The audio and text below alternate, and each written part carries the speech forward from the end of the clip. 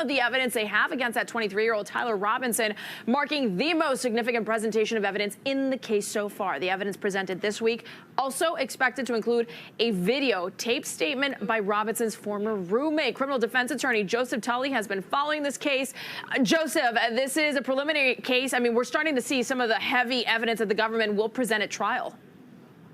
Yes, we are, and they're going a little bit above and beyond what a prosecution normally does at a preliminary hearing. Everybody knows what a jury trial is, but a lot of people don't know what a preliminary hearing is. If a jury trial is a movie, it's 2 hours long. You get to see all the main characters, all the plot threads. A preliminary hearing is like a movie preview. It's not 2 hours long. It's 2 minutes long. You get a general outline of where things are going to go in the movie. And that's what the judge decides. Is there enough here where this case should be proceeding to trial?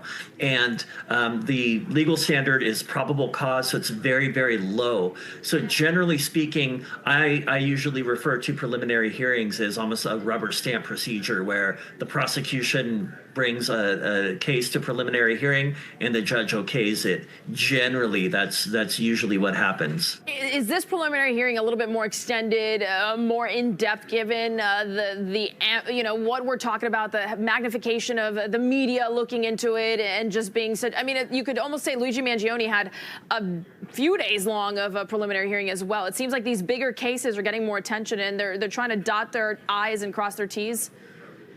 Yes. So normally, like I said, it's usually a very skeletal outline. The prosecution doesn't want to show they want to show as few of cards as they need to in order to get their to get the case certified for jury trial without giving away too much of their case. Here in the bigger cases that you mentioned, this Tyler Robinson case, Louis Mangione, they're going a little bit more, and to me that seems like giving service to the public. They want the public to see, hey, listen, let's stop misinformation. Let's stop, theories going around. Here's the evidence. We're going to show you a little bit more than we really need to show, but just so that the public has more information about this case. And there is a legitimate public interest in big cases and what's happening in them. And so really the sense that I'm getting from the prosecutors is that even though they don't have to, they're kind of going above and beyond and showing the evidence to the public. I believe to kind of quell any misinformation. What about the defense here? Does this show too many cards to the defense by exposing most of the evidence, or at least some of the strong evidence here? I imagine that this video statement by the roommate, which says essentially Tyler Robinson confessed to him, is going to be one of those big pieces of evidence that the defense will now get to see. Sure. So normally with disclosure, the prosecution has to disclose all the evidence, and so the defense has all this evidence.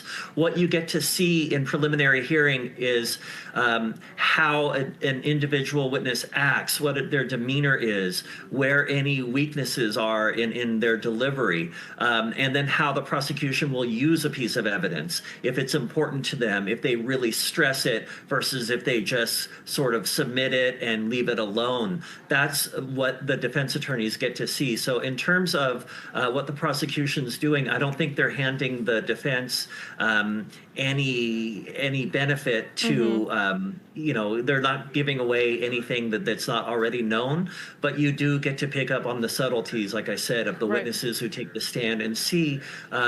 When you're in court, you just see the evidence. When it's live, it's a little bit different, and you can get a better sense of how to present a defense. Is this entirely procedural at this stage? It seems pretty cut and dry that there is probable cause to head to trial.